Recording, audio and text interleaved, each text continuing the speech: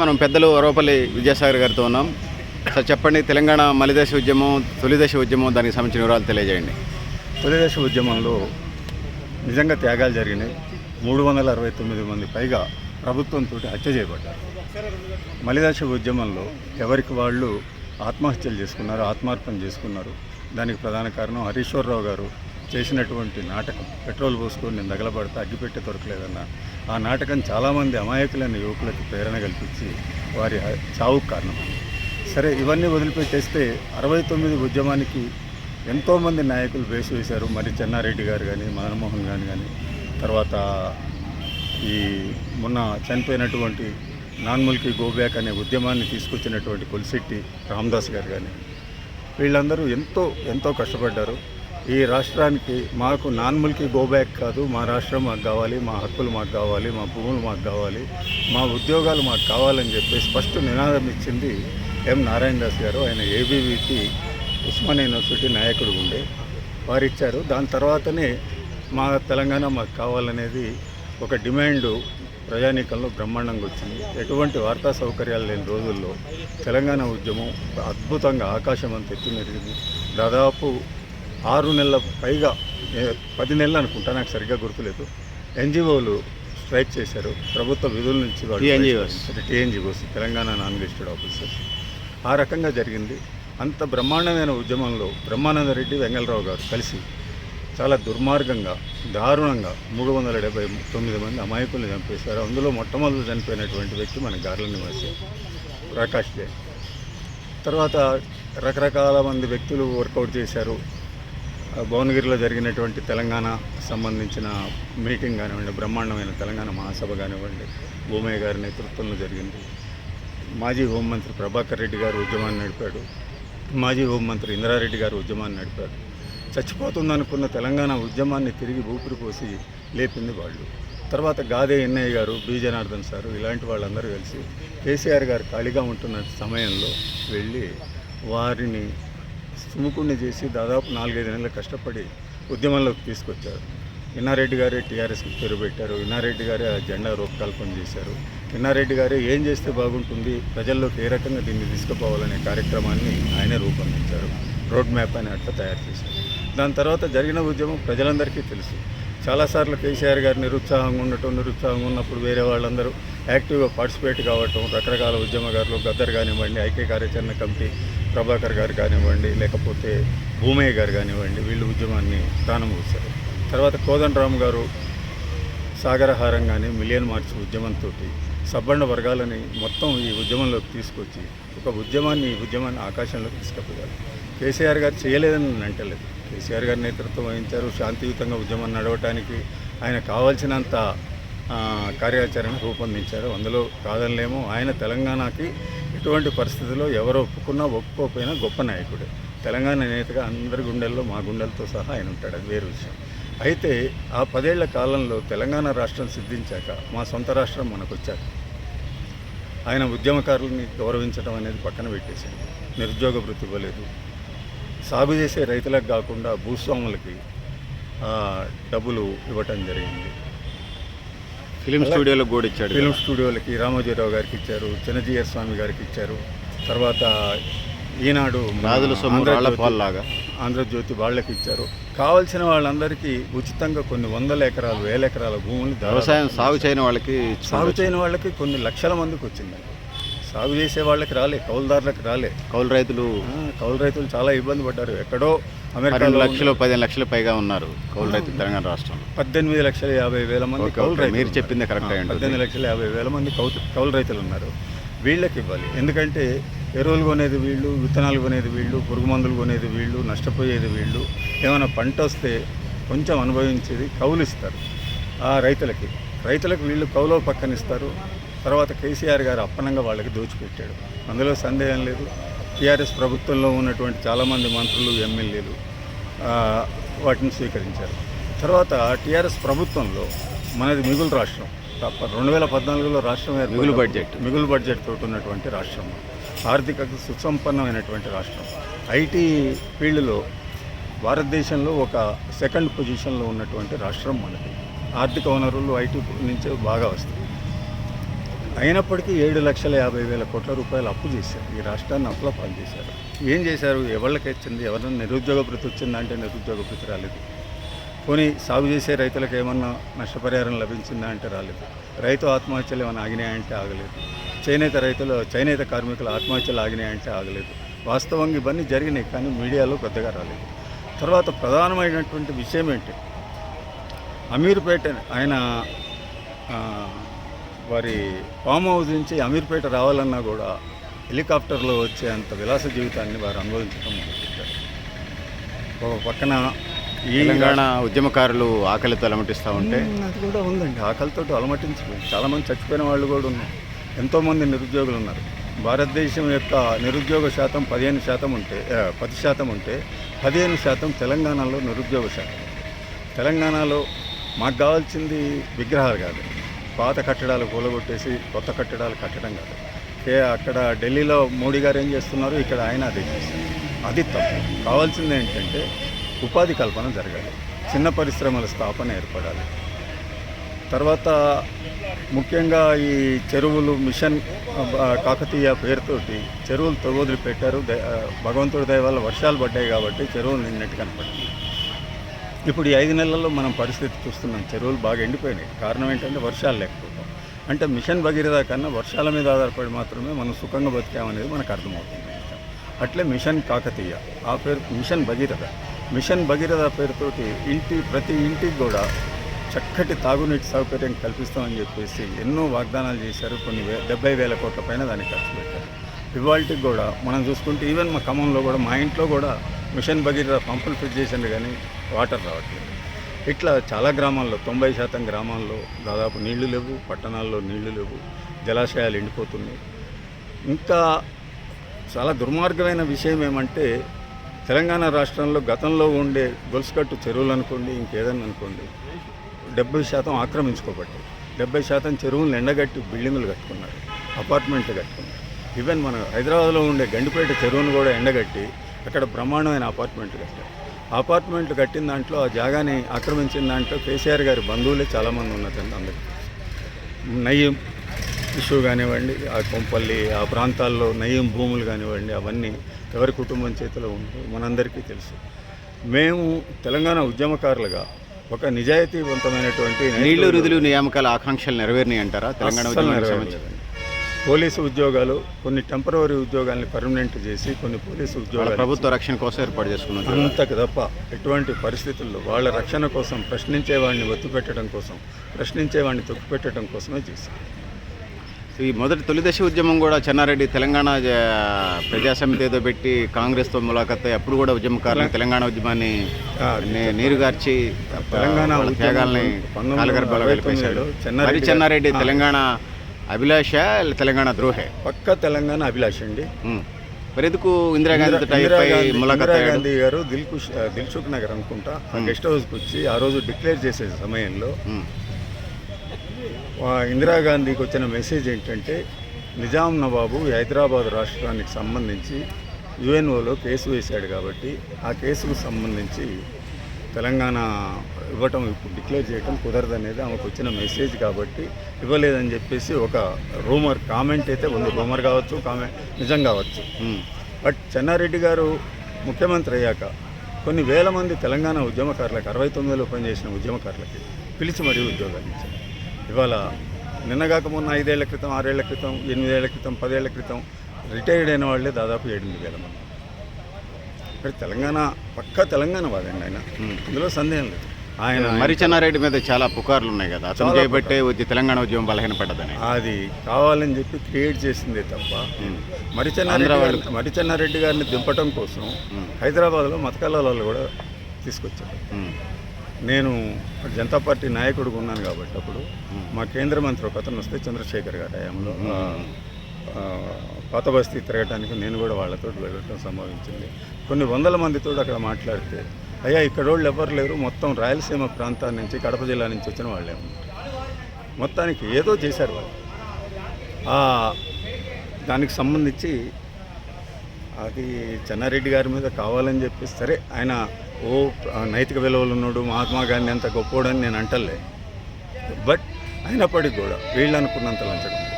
ఈ రాష్ట్రాన్ని నిలబెట్టి దోపిడీ చేసిన వాళ్ళల్లో ప్రథముడు చంద్రబాబు నాయుడు, రెండవ అతను అంతకన్నా ఎక్కువ ఇది చేసింది రాజశేఖర్ రెడ్డి, అంతకన్నా ఎక్కువ చేసింది కేసీఆర్ గారు చేశారు. మనం వాస్తవాలే మాట్లాడుకోవాలి.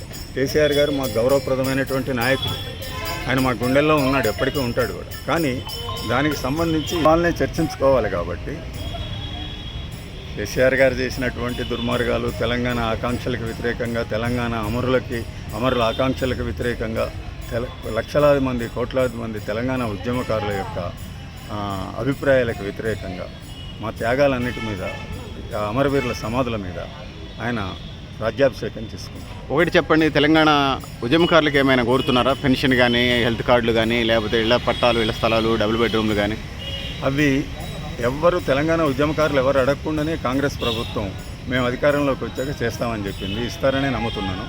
వాళ్ళు వచ్చి ఇంకా పూర్తిగా 6 నెలలు కూడా పూర్తి కాలేదు. కాబట్టి అప్పుడే మనం దాన్ని డిమాండ్ చేయటం, దాని మీద ఉద్యమాలు చేయటం, మీరు మాకు ఎందుకు ఇవ్వట్లేదని తీవ్రంగా ప్రశ్నించడం తప్పనే నేను భావిస్తున్నాను. ఒకటి చెప్పండి, తమిళనాడులో డిఎంకే లాగా, డిఎంకే అన్నా డిఎంకే వస్తుంది తమిళనాడులో, ఏదొచ్చినా ఐడియాలజీతో వస్తుంది.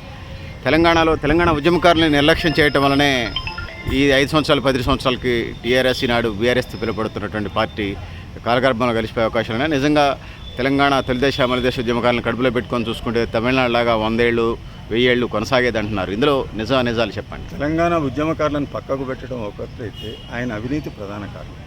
కేసీఆర్ తను తెలంగాణ ఉద్యమం జరిగేటప్పుడు ఉద్యమకారులని కేసులు పెట్టి తన్నిచ్చి కొట్టించి జైళ్లలో పంపించడం కూడా ప్రధానమైన పోస్ట్ ఇచ్చిన నేపథ్యం మనకు కనపడతాం. అది మనందరికీ తెలుసు, చరిత్ర, అది ఓపెన్ చరిత్ర. ఇప్పటికి కూడా అందువల్లనే ఎంత బలహీన పడడానికి కారణం అంటారా? లేదండి, వాస్తవంగా టీఆర్ఎస్ నిజం చెప్పాలంటే మన ఖమ్మం జిల్లాలో డాక్టర్ గోపీనాథ్ గారు జిల్లా కన్వీనర్ ఉన్నప్పుడు ఏర్పరిచినటువంటి కమిటీలు, గ్రామ కమిటీలు, జిల్లా కమిటీలు తప్ప తర్వాత గోపీనాథ్ గారు మరి తర్వాత ఎమ్మెల్యే టికెట్ రాలేదు, వెళ్ళిపోయారు వేరే పార్టీలో. ఆయన హక్కు అండి అది. ఒక ఉద్యమ నాయకుడిగా నాకు టికెట్ కావాలని ఆయన అడిగారు. స్టార్టింగ్ గోపీనాథ్ గారే, అవును. కానీ తర్వాత మళ్ళీ ఆయనకు పదవి రాలేదని వెళ్ళిపోయింది అనేది ఒక చర్చ ఉండేది జిల్లాలో. ఆయన అవమానం, ఎమ్మెల్యే టికెట్ ఏదో రిజర్వేషన్, ఎస్సీ రిజర్వ్ సీట్లు ఇవ్వలేదనేది. ఎమ్మెల్యే టికెట్ కోసం ఆయన ప్రయత్నం చేసినప్పుడు ఆయన నిరాహార దీక్ష టెంట్ వేయాల్సిన పరిస్థితిని ఇక్కడ ఉన్నటువంటి ఖమ్మం జిల్లా లోకల్ నాయకులు అక్కడ క్రియేట్ చేశారు. ఆయనని బాగా అవమానం చేసి పంపించారు. కాబట్టి ఆయన తెలంగాణ టీఆర్ఎస్ నాయకత్వంతో దూరంగా ఉండటం సహజంగా సంభవించినటువంటి పరిణామక్రమం. నిజం చెప్పాలంటే ఆయన 2004లో అనుకుంటా ఎన్నికలు జరిగినాయి, 2009లోనో 2009 అప్పుడు మన గోపీనాథ్ గారికి టికెట్ ఇచ్చుంటే తప్పనిసరిగా గెలిచేవాడు. తర్వాత ఎక్కడ అడిగారు? ఎస్సీ రిజర్వ్ సీట్ ఎక్కడ అడిగారు అన్నారు? అదే కదా, పాలేరు సీట్ అడిగారు. ఆయన ఎంతో ఆర్థిక సహాయం కూడా పార్టీకి చేశాడండి. 2009 నాటికి పార్టీ అంత బలంగా లేదు కదా ఖమ్మం జిల్లాలో, పాలేరులో. ఎక్కడైనా కూడా ఖమ్మం జిల్లాలో గోపీనాథ్ గారు చేసినటువంటి పునాదులు మాత్రమే. తెలంగాణ ఉద్యమాన్ని స్టార్టింగ్ చేశాడు, తర్వాత టికెట్ ఇవ్వలేదని వెళ్ళిపోయాడు. తర్వాత కూడా కోదండరామ గారు ప్రవేశించి మిలియన్ మార్చ్ ఉద్యమం కానివ్వండి, సమాన వర్గాలను తీసుకురావటం కానివ్వండి, ఎన్జిఓలని, కుల సంఘాలని, మత సంఘాలని ఇన్వాల్వ్ చేయటం ఏదైతే జరిగిందో దాని తర్వాతనే ఉద్యమానికి ఒక రూపురేఖలు వచ్చింది. అంతకుముందు కేసీఆర్ గారు చాలాసార్లు ఉద్యమాన్ని నుంచి పక్క తప్పుకొని మౌనంగా ఉన్నటువంటి పరిస్థితులు ఎన్నో ఉన్నాయి. తెలంగాణ తొలిదశ ఉద్యమంలో మీతో పాటు పనిచేసినటువంటి కొంతమంది పేర్లు ఏమైనా చెప్పండి. తప్పనిసరిగా అండి. ఇప్పుడు ఖమ్మంలో అయితే బ్రతుకున్న వాళ్ళని చెప్పండి, అమరులైన వాళ్ళ పేర్లు కూడా చెప్పండి. మీతో పాటు పనిచేసిన వాళ్ళ పేర్లు గుర్తు స్మరించుకున్నట్టుగా ఉంటుంది. ఇప్పుడు నిన్నగాక మొన్న చనిపోయిన రామదాస్ గారు, తర్వాత కోలాహలం వెంకటేశ్వరరావు గారు. ఎక్కడ సొంతం ఊరు? ఖమ్మం అండి. ఓకే, ఊరు పేరు చెప్తే వాళ్ళ పేరు చెప్పండి. అదే ఎన్ని పేర్లు గుర్తుంటే అని చెప్పండి. కోలాహలం రామదాస్ గారు ఇల్లెందు నియోజకవర్గానికి సంబంధించిన ఆయన. ఓకే. నాన్ముల్కి గోబ్యాక్ ఉద్యమాన్ని తెలంగాణలో తీసుకొచ్చి తెలంగాణ రాష్ట్ర ఏర్పాటు కోసం ఒక ఉద్యమాన్ని నిర్వర్తించిన వ్యక్తి ఆయన. తర్వాత మా తెలంగాణ మాకు కావాలి, నాన్ముల్కి గోబ్యాక్ కాదు, మా రాష్ట్రం మాకు కావాలని చెప్పి నినాదాన్ని నారాయణ దాస్ గారు అని చెప్పేసి ఏబీవీపీ లీడర్ ఉండేప్పుడు ఉస్మానియాలో ఆయన తీసుకొచ్చారు. ఇక్కడ ఫజలుల్లా గారు కానివ్వండి, కోలాలం వెంకటేశ్వరరావు గారు కానివ్వండి, కోలాలం పార్థసారథి గారు కానివ్వండి, తర్వాత అత్తులూరు పుల్లారావు, గాడేపల్లి నరసింహారావు, ఇలా ఎంతోమంది తొలిదశ ఉద్యమంలో పనిచేసి అమరులైన వాళ్ళు ఉన్నారు. ఇవాళకి కూడా దూర్నాల పాపారావు గారు, అరవపల్లి సుధాకర్ గారు, గట్టుమోహన్ రావు గారు, అరవపల్లి విద్యాసాగర్ ఇంటిని, ఇట్లా కైలాసనాథ్ గారు, తవిడిశెట్టి రామారావు గారు, ఈ రకంగా చాలామంది అప్పటి ఉద్యమకారులు ఉన్నారు. ఎర్నేని రామారావు గారు. కాబట్టి అయితే 69 ఉద్యమకారులలో దాదాపు నాకు తెలిసి అయితే 80% మంది చనిపోయారండి. వైరాలు, కల్లూరులో, కొత్తగూడెంలో అక్కడ ఉండేవాళ్ళు. బతుకున్న వాళ్ళం ఈ లిమిటెడ్గా మొత్తం మీద ఒక ఈ 15 అన్నాబత్తుల రవీంద్రనాథ్ గారు తొలిదశ ఉద్యమంలో పాల్గొని మలిదశ ఉద్యమంలో నాకు డోకపర్తి సుబ్బారావు గారు వీళ్ళు చెప్పింది ఏంటంటే తొలిదశ ఉద్యమంలో ఆయన పాల్గొనలే కానీ మలిదశ ఉద్యమంలో కవితక్క హరీష్ రావు వీళ్ళు వచ్చినప్పుడు పోతే తను సిపిఎం ఐడియాలజీ సమైక్య ఆంధ్రాకి కట్టుబడి ఉన్నట్టుగా అని నాతో అన్నారు. నిజమేనా అది? అత్తలూరి మన అన్నబత్తుల రవీంద్రనాథ్ గారు మొదటి తొలిదశ ఉద్యమంలో కానీ రెండవ దశ మలిదశ ఉద్యమంలోకి సంబంధించి గోబాక్ అనే పేరుతో నిరాహార దీక్ష చేయడానికి ఒక 4-5 నెలలు ఇంతకుముందు నేను చెప్పిన పేర్ల వాళ్ళందరూ కష్టపడి కృషి చేసి అతన్ని కన్విన్స్ చేశారండి. అతను 13 రోజులు 14 రోజులు నిరాహార దీక్ష చేసిన తర్వాత వెంగళరావు గారు హోమ్ మినిస్టర్ అయ్యాక అతన్ని లేపారు. Baburao petrol bunk Baburao owner ఉన్నాడు, వాళ్ళ చుట్టము, వాళ్ళు వచ్చి లేపారు. దాని తర్వాత తొలిదశ ఉద్యమం చేశాడు మలిదశ ఉద్యమంలో ఆయన వైఖరి ప్రత్యేక తెలంగాణ గురించి ఆయన ఎప్పుడు ఓకే అనలేదండి. ఆయన నాల్మూల్కి గో బ్యాక్ వరకే ఆయన అంతవరకే పరిమితము. తర్వాత ఆయన కాంగ్రెస్ పార్టీ ఇన్ఛార్జిగా మహబూబ్ నగర్ కూడా పోయాడు. కాంగ్రెస్ పార్టీ వాళ్ళే అతనికి కారు అవన్నీ ప్రొవైడ్ చేస్తూ ఉంటారు. అవన్నీ కామన్ అనుకోండి. బట్ మలిదశ ఉద్యమంలో నాకు డోకపర్తి సుబ్బారావు అంటే ఖమ్మం జిల్లా ఉద్యమకారులు అన్నాబత్తుల రవీంద్రనాథ్ ఇంటికి వెళితే కవితక్కని తీసుకెళ్ళినప్పుడు కానీ హరీష్ రావుని తీసుకెళ్ళినప్పుడు కానీ నాతో ప్రత్యక్షంగా అన్నది వాళ్ళు దీని పట్ల ఇదిగా లేరు, వాళ్ళ ఫ్యామిలీ అంతా సిపిఎం ఫ్యామిలీ కాబట్టి సమైక్యాంధ్ర కట్టుబడి ఉన్నట్టుగా ఆయన మాట్లాడినట్టు కవితక్క అండ్ హరీష్ రావు కూడా ఎక్కడికి ఎందుకు తీసుకొచ్చావు డోకపర్తి అన్నట్టుగా ఆయన చెప్పినట్టుగా నేను సరే తెలంగాణ ఉద్యమానికి తన నాన్ముల్కి గో బ్యాక్ మూమెంట్ తోటి నిరాహార దీక్ష చేసి బీజం వేసినటువంటి వ్యక్తి వారిని స్మరించుకోవాలి. బట్ ఆయన ఎప్పుడూ తెలంగాణ రాష్ట్ర ఏర్పాటు కోసం మాత్రం పనిచేయలేదు. మల్కి నిబంధనలు అన్ముల్కి కోసమే పనిచేశాడు. తెలంగాణ రాష్ట్ర ఏర్పాటుని ఆయన వ్యతిరేకించాడు. ఇంద్రారెడ్డి గారితో కలిసి మేము పనిచేసినప్పుడు నేను వెళ్ళినప్పుడు ఆయన సరే నేను అన్నా అంట ఆయన బూతులు కూడా దిక్కాడు, అది వేరు విషయం. ఆయన గొప్ప వ్యక్తి, నిరాహార దీక్ష చేశాడు, చరిత్రలో ఆయన శాశ్వతంగా నిలిచిపోతున్నాడు. ఓకే గురించి మనం చెప్పుకోవడం కూడా ములికి ఉద్యమాలకు సంబంధించి అయితే ఆయన పాత్ర అయితే వారి పాత్ర ఉంది. 14 రోజులు ఏమో నిరాహార దీక్ష చేశారు. ఆ 14 రోజుల తర్వాత బలవంతంగా లేపబడ్డారు. బలవంతంగా ఏముందండి, అది ముందు అనుకున్న ప్రణాళిక ప్రకారమే లేపబడ్డారు. ఈ మలిదశ ఉద్యమంలో మీతో పాటు కలిసి ఉన్న వాళ్ళు కొంత పేర్లు చెప్పండి. ఇప్పుడు అంతా లైవ్లోనే ఉన్నారు. తొలిదశ ఉద్యమంలో వాళ్ళంటే చాలామంది ఎక్స్పైర్ చనిపోయినట్టుగా మీరు చెప్తున్నారు. మలిదశ ఉద్యమంలో కొన్ని పేర్లు చెప్పండి. మలిదశ ఉద్యమంలో ఆల్మోస్ట్ ఆల్ అందరూ బతికే ఉన్నారండి, ఒకరిద్దరే మరణించారు, అందరూ బతికే ఉన్నారు. మీకు గుర్తున్న పేర్లు కొన్ని చెప్పండి, వాళ్ళని గుర్తు చేసుకున్నారు వాళ్ళని ఒకసారి. ఉన్న పేర్లు రాజేందర్ గారు, ఈటెల రాజేందర్ గారు, డాక్టర్ గోపీనాథ్ గారు, పగడాల నరేందర్, ఓకే, సుబ్బారావు, డోకపర్తి సుబ్బారావు, మంచికంటి నరేష్, తర్వాత లింగనబోయిన సతీష్, కుప్పల వెంకటరమణ, ఇంకా చాలామంది ఉన్నారండి. చాలామంది ఇంక ఉన్నారు. మీకు గుర్తున్న పేర్లు చెప్పండి. ఇంకా కొంచెం జ్ఞాపకశక్తి పర్లేదులేండి. మళ్ళీ కూర్చున్నాం. లాస్ట్ టైం ఉన్నాడు జానీ అంటే రాజ్ కుమార్, 3 టౌన్ జానీ అంటే 3 టౌన్. నాకు జానీ వాళ్ళు ఇంటర్వ్యూ చేసినప్పుడు 200-300 మంది యువత తనతో పాటు వచ్చారంటే 3 టౌన్ మొత్తం తెలంగాణ ఉద్యమం ప్రత్యేక తెలంగాణ రావాలని 3 టౌన్ 200-300 మంది యువత అంటే నాకు తెలుసు క్రియాశీల చెప్పగలనండి. పెద్ద ఎత్తున పాల్గొన్నదని మనం చెప్పగలం. 3 టౌన్ ప్రాంతం చెప్పగలను. సుబ్బారావు 2005లోనూ 2006లోనూ తెలంగాణ ఉద్యమంలోకి వచ్చాడు. డోకపర్తి సుబ్బారావు. అంతకుముందు ఆయన ప్రజాశక్తి పేపర్లోనూ దేంట్లోనూ విలేకరిగా పనిచేసేవారు. ఒకటి మాత్రం నిజం, సుబ్బారావు వచ్చాక తెలంగాణ రాష్ట్ర సమితిలో ఆయన పార్టిసిపేట్ అయ్యాక ఖమ్మం టౌన్లో ఉద్యమాలు జరిగినాయి. చాలా ఉద్యమాలు అతను ఇనిషియేటివ్ తీసుకొని నడిపించాడు. కొన్ని 100 సార్లు ధర్నాలు కానివ్వండి, రాస్తారోకోలు కానివ్వండి, అవన్నీ ఆయన నేతృత్వంలో మాత్రం జరిగాయి. అది మాత్రం నిజం. ఆయనని ఆ మేరకి ఎటువంటి పరిస్థితుల్లో గౌరవించటం కూడా మన బాధ్యత. నిజంగా ఆయన వచ్చి ఉండకపోతే ఖమ్మం టౌన్లో ఆ ఉద్యమాలు జరిగి ఉండే కావని మాత్రం నేను మనస్ఫూర్తిగా నమ్ముతాను. నేను ఒక సీనియర్ ఉద్యమకారుని అయి ఉండి కూడా సుబ్బారావుతో వెళ్ళి చేసిన కార్యక్రమాలు చాలా ఉన్నాయి. ఇప్పుడు ఒకటి లెఫ్ట్ ఆర్గనైజేషన్లో పనిచేసిన అనుభవం తెలంగాణ ఉద్యమానికి కలిసి వచ్చిందని అంటారు. అంటే మనసులో కూడా ఉండాలి కదా, లెఫ్ట్ అందరూ కూడా పార్టిసిపేట్ చేయలేదు కదా. ఏమో తెలియదు కానివ్వండి.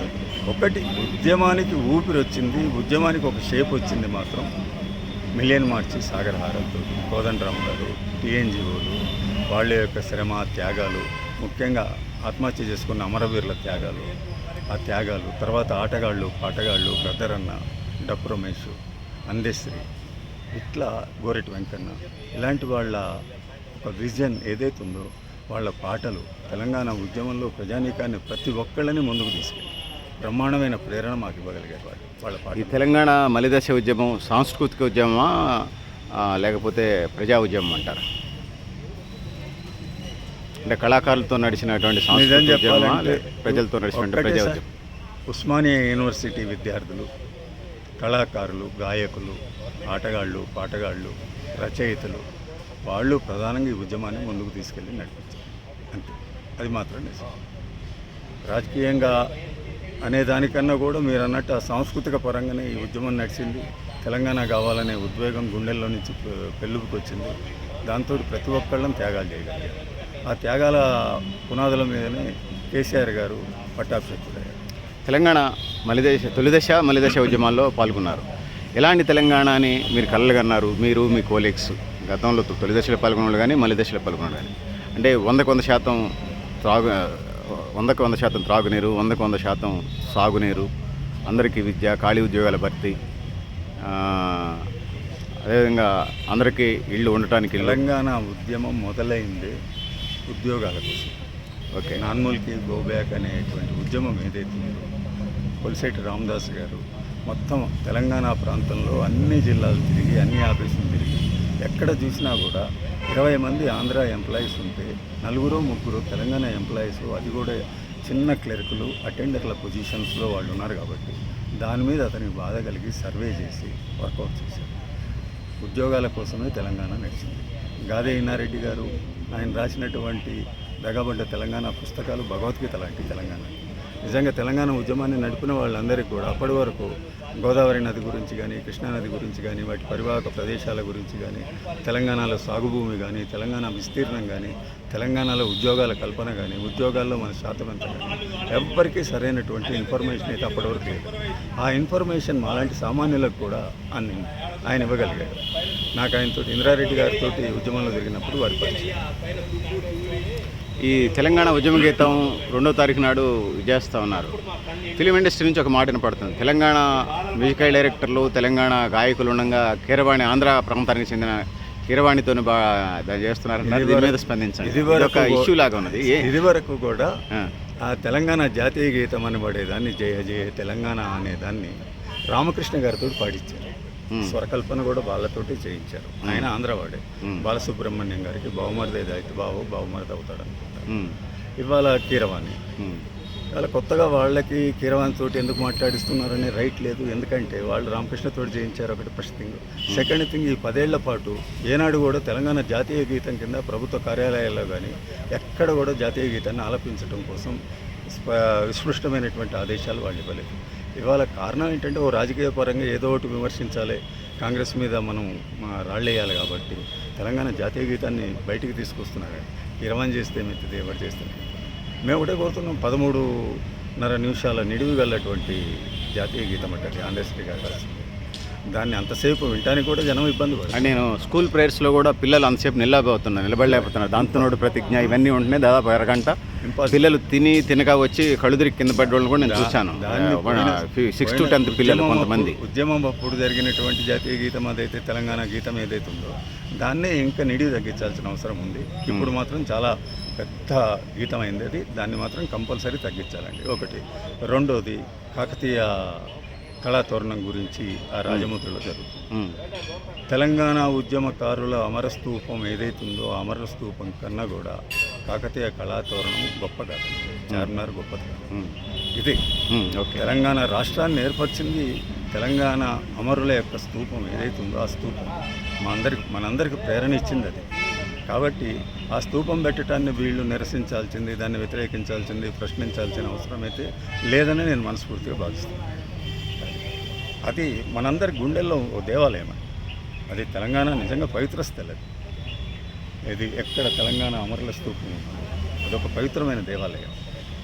వాళ్ళు హత్య చేయబడ్డారు దారుణంగా. బ్రహ్మానంద రెడ్డి, వెంగళరావు గారి చేతుల్లో హత్య చేయబడ్డారు. వాళ్ళు ముఖ్యమంత్రిగా ఉన్నప్పుడు జరిగినాయి. ఆయన బ్రహ్మానంద రెడ్డి ముఖ్యమంత్రిగా, ఈయన వెంగళరావు, కాసు బ్రహ్మానంద రెడ్డి, జలగం వెంగళరావు హోంమంత్రిగా ఉన్నప్పుడే జరిగింది. వీళ్ళ మీదనే కాదు, కొన్ని వేల మంది అమాయకుల్ని నక్సలైట్ల పేరుతో కాల్చి చంపినటువంటి దారుణ చరిత్ర అప్పుడే జరిగింది. అట్లాంటి చరిత్రలు ఏమన్నా ఆగిపోతాయి అనుకుంటే కేసీఆర్ గారు అప్పుడేనా సర్దార్ జలగంగలరావు ఉన్నారట నక్సలైట్లను చంపినప్పుడే సర్దార్ బిరుదిచ్చారంట. లేదండి, అంతకుముందే ఆయన అనుచరులు ఎవరో వాళ్ళు పెట్టుకున్నారు పేరు. వాస్తవంగా చాలా గొప్ప వ్యక్తి ఆయన కూడా, చాలా జ్ఞాపకం అభివృద్ధి చేసేళ్లే కానీ కొన్ని నక్సలైట్స్ నుంచి వినిపించే మాట మా వాళ్ళని ఎక్కువ మందిని చంపించాడు అని. అభివృద్ధికారుడే జిల్లాని, ఉమ్మడి ఖమ్మం జిల్లాని బాగానే అభివృద్ధి చేశాడు జలగంగలరావు గారు. ఒక్క కొత్తగూడెము సత్తుపల్లి ప్రాంతం తప్ప ఇంకెక్కడ ఏమీ అభివృద్ధి జరగలేదండి. వాస్తవంగా ఖమ్మం జిల్లా ఓవరాల్గా అభివృద్ధి జరిగిందంటే మాత్రం ఈయనకు తెలంగాణ ఉద్యమంతో సంబంధం లేకపోయినా కూడా Tummala Nageswararao we must accept. Tummala Nageswararao గారు హార్ట్ చేసిన వ్యక్తిగా భావించవచ్చా? మన రోడ్లు కానివ్వండి, హైవేలు కానివ్వండి, అంటే ఆయనకు కూడా తెలుగుదేశం పార్టీ అధికారంలో మంత్రి కావటం, టీఆర్ఎస్ అధికార మంత్రిగా ఉండటం, మళ్ళీ కాంగ్రెస్లో వచ్చినప్పుడు మంత్రిగా ఉండటం, అంటే మంత్రులు అందరూ అవుతారు కానీ ఆయనకి జిల్లా అభివృద్ధి మీద ప్రేమ ఆప్యాయతలు ఉన్నట్టుగా అనిపిస్తాం. ఆయన చాలా స్పష్టంగా చెప్తున్నాడు కదా ప్రతి మీటింగ్లో, సీతారామ ప్రాజెక్టు నిర్మాణాన్ని పూర్తి చేసి గోదావరి జలాలని తోటి మన ఖమ్మం జిల్లా రైతుల యొక్క పాదాలు గడుగుతా, దాని తర్వాత నేను ఒక క్షణం కూడా రాజకీయాల్లో ఉండనని ఆయన చాలా స్పష్టంగా చెప్పాడు. దాని గురించి ఆయన ప్రయత్నం చేస్తున్నాడు. ఇవాళ ఖమ్మం జిల్లాలో ఉండే రోడ్లు కానివ్వండి, డివైడర్లు కానివ్వండి, తర్వాత చెరువుల రూపకల్పన కానివ్వండి, అవన్నీ ఆయన హయాంలో జరిగినాయి కదా. చిన్న చిన్న అంటే ఉమ్మడి జిల్లా అభివృద్ధి కారకుడు తుమ్మల నాగేశ్వరరావు అనొచ్చా? నేనైతే చాలా నిస్పష్టంగా గర్వంగా చెప్తానండి. నాకున్న చిన్న రాజకీయ పరిజ్ఞానంతో సిద్ధారెడ్డి గారు అంత చేయలేదు, వెంగళరావు గారు అంత చేయలేదు, తర్వాత మంత్రులు ఉన్నటువంటి కొత్తగూడెం వనమా వెంకటేశ్వర చేశాడు, సమ్మాని చంద్రశేఖర్ చేశారు. సంబాన్ చంద్రశేఖర్ గారు చాలా గొప్ప వ్యక్తి. అవినీతి అనేది దాదాపుగా లేనటువంటి వ్యక్తుల్లో ఆయన లెక్కేయచ్చు, అందులో సందేహం లేదు. కానీ డెవలప్మెంట్ అనేది ముఖ్యంగా ఆలోచించినప్పుడు మాత్రం తుమ్మలకు మాత్రం ఆ క్రెడిట్ అంతా తుమ్మలకే వెళుతుంది. నేనైతే 100కి 100 పాళ్ళు తుమ్మల నాగేశ్వరరావు గారికి ఆ క్రెడిబిలిటీ ఇస్తాను, అది మాత్రం నిజం.